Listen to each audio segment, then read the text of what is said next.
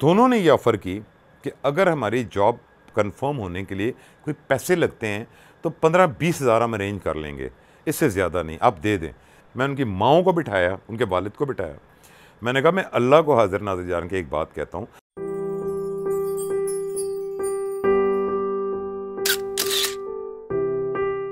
मैं 2 लड़कियों की बात कर रहा था, उन्होंने मैट्रिक किया, स्कूल से किया लेकिन फिर हालात नहीं थे, प्राइवेट एफ़ए किया, प्राइवेट बीए किया, प्राइवेट बीएड किया, प्राइवेट एमए किया। एमए उन्होंने इलामा इक़बाल ओपन यूनिवर्सिटी का। मुझे अक्सर आती मेरे साथ, अल्हम्दुलिल्लाह मैं इस लिहाज से बहुत खुशकिस्मत हूँ कि मुझसे वो लोग बहुत सपोर्ट करते हैं। मतलब अगर फाइनेंशियली ना भी करें लेकिन फ़िज़िकली सपोर्ट करते हैं, मॉरल सपोर्ट मुझे बहुत है। तो मैं उन्हें अक्सर कहता था कि आप गवर्नमेंट जॉब ज्वाइन करो। तो वही एक फ़िक्रा जो हमारे दिमागों में घुसा हुआ है, सर सिफारिश नहीं है। एक दफ़ा इत्तफाक से गवर्नमेंट की जॉब्स आईं, ये कोई मेरा ख़्याल में 4 साल 5 साल पहले की बात है।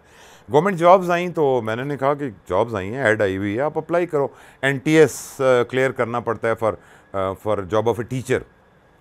तो उन्होंने मुझे, दोनों ने रिफ्यूज़ कर दिया, सर बहुत मुश्किल है, आप किससे बात करें।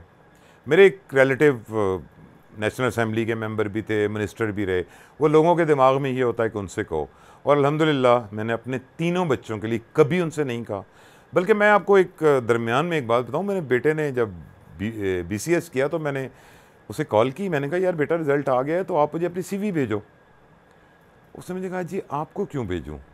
और मैं कहा यार किसी को भेजूँ तो अच्छा, मुझे बाद में शर्मिंदगी बड़ी हुई। मैंने कहा किसको भेजनी है। मैं कहा यार जॉब के लिए किसी को। ताना जी जहाँ जॉब आएगी मैं सीवी भेजूँगा ना। मैंने समझा कि ये बेवकूफ़ है। मैंने उसे कहा यार बेटा आजकल रेफरेंस के, आना जी अल्लाह का रेफरेंस है, मैंने पढ़ा है, मुझे जॉब मिलेगी और अल्हम्दुलिल्लाह कर रहे हैं बग़ैर किसी अप्रोच के, बग़ैर किसी सिफारिश के। तो इन बच्चियों का मैं आपको बता रहा हूँ, बड़ा इंटरेस्टिंग हुआ। मैंने बैठे बैठे एक बात सोची कि मैंने कहा ठीक है आप अप्लाई तो करो। इनसे ज़बरदस्ती अप्लाई करवाया। इन्होंने मुझे कहा कि सर टेस्ट देने की क्या ज़रूरत है, कोई टेलीफोन ना आया हो, कोई पर्ची ना हो, कोई कॉल ना हो। अच्छा, मुझे वैसे ना बैठे बैठे ख्याल आया, तो मैंने कहा मेरी बात हो गई है। मुझे दोनों ने ये ऑफ़र की कि अगर हमारी जॉब कंफर्म होने के लिए कोई पैसे लगते हैं तो 15-20 हज़ार हम अरेंज कर लेंगे, इससे ज़्यादा नहीं, आप दे दें।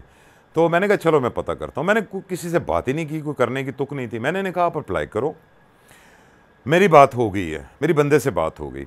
ये हर दूसरे दिन मुझे करें सर, फिर मैं कहा हाँ आया था, चाय पी है, उसने बात हो गई है, कन्फर्म है। इन्होंने एनटीएस टेस्ट दिया सर, इन्होंने दोनों ने अपनी क्वालिफ़िकेशन पे पास कर लिया। इंटरव्यू की बारी आई। हमारा अटक में एक पायलट स्कूल बड़ा मशहूर है, वो एक इसकी इम्पोर्टेंस ऐसी है कि बड़ा और पुराना स्कूल है, हायर सेकेंडरी हो गया शायद। उसमें हर किस्म की ट्रेनिंग होती है, हर किस्म के टेस्ट, बिल्कुल सेंटर ऑफ द सिटी है वो। तो उसमें उनके टेस्ट होने हैं। उन्होंने मुझे रात को स्पेशली फ़ोन, अब इस दौरान ये हुआ कि वो मुझे बहुत इंपॉर्टेंस देने लगी कि सर ने इतना बड़ा काम करवा दिया, टेस्ट करवा दिए। उन्होंने मुझे कॉल की कि सर टेस्ट है, तो उनसे कह दें हमारा कल टेस्ट है। मैंने कहा ठीक है। मुझे हंसी भी आती थी लेकिन मैं उनके सामने सीरियस रहा। मैं कहा मेरी बात हो गई है, आप बेफिक्र हो के जाओ। हाँ, आपको जो पता है ना, कॉन्फिडेंस से, आपने बिल्कुल झिझकना नहीं है, आपको जो आता है वो बात करो।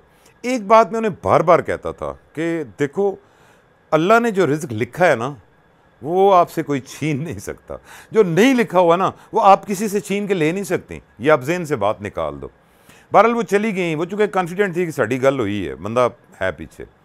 सर पायलट स्कूल से मुझे कॉल आई कि सर वो ऑफ़र कर रहे हैं कि फ़लाँ स्कूल में जाना है, वो बॉयज़ का प्राइमरी है, प्राइमरी से अपॉइंटमेंट हुई उनकी, या फ़लाँ में जाना है वो गर्ल्स का है। तो सर आप क्या कहते हैं। अब मेरी इंपॉर्टेंस इसलिए बढ़ गई कि मैं एक बंदे से कह के जॉब दिलवा दूँ। तो मैंने कहा बेटा गर्ल्स वाला ज्वाइन कर लो, गर्ल तो कंफर्टेबल फील करोगी। मैं कहा ठीक है सर। तो उसने जाके उन्हें वो चॉइस देनी होती थी, थोड़ा सा सोचें और बताएं, अभी बताएं।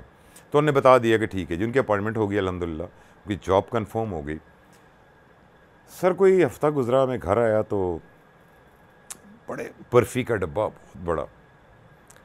तो मुझे तो बात ज़हन में नहीं रही थी, लेकिन मुझे घर वाले ने बताया कि जी फ़लाँ बच्चियों ने भेजा है कि उनकी जॉब कंफर्म हो गई, वो बड़ी खुश हैं। मुझे जो उस वक्त एकदम से सबसे ज़्यादा शर्मिंदगी हुई। वो लायक बच्चियाँ थीं, बहुत लायक थीं। मुझे ये हुई कि यार ये तो मिठाई का डब्बा तो तुम खा जाओगे, ये तो कल जहाँ से गुजरेंगी वो कहेंगी सर अस्सलाम वालेकुम, सर आपने हमारा काम किया। ये मेरे बच्चों को कहेंगी आपके वालिद बहुत अच्छे आदमी हैं, उन्होंने हमें जॉब दिलवाई थी। जो वो पैसे ले रही हैं उनकी फीलिंग ही बड़ी अजीब हो जाएगी कि यार मैं तो नहीं ले सकती थी, वो मेरा काम ना करता। और फैक्ट भी यही था कि मैंने कुछ नहीं किया था। अब यकीन करें, मैं घर गया उनके, मैं उनकी माओं को बिठाया, उनके वालिद को बिठाया, मैंने कहा मैं अल्लाह को हाजिर नाज़िर जान के एक बात कहता हूँ। वो बड़े खुश हुए और उनका दिल ये था कि ये घर आया तो उसको खाना भी खिलाएं। ये वो क्या कहते होते हैं, ये हमारा मोहसिन है। मैं मोहसिन बना हुआ था उनके ज़हनों में। मैं कहा मैं अल्लाह को हाजिर नाज़िर जान के बताता हूँ, मेरी किसी से कोई बात, वो माने नहीं पहले। मैंने कहा मेरी किसी से कोई बात नहीं हुई, मैंने कोई सिफारिश नहीं की। अल्लाह ने आपका काम किया है और आपकी मेहनत, आपकी जो पिछली इतनी टफ़ लाइफ थी, अल्लाह ने देख के रहम किया और अल्लाह ने ये जॉब दिलवाई है, और ये दिमाग से बात निकाल दो।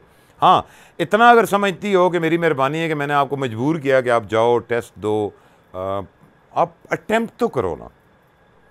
तो मतलब ये बड़ा अच्छा लेसन था मेरी ज़िंदगी में। अब लोगों को कहता हूँ कि यार आप ट्राई ज़रूर करें। ऐसा नहीं है कि कुछ वसाइल जो हैं वो कोई बहुत अमीरों के लिए बने हैं। सर कुछ किसी के लिए ख़ास नहीं बना, दुनिया में जो बना है वो हर एक के लिए बना है। अब अटेम्प्ट करने की बात है, जाने की बात है, ट्राई करने की बात है।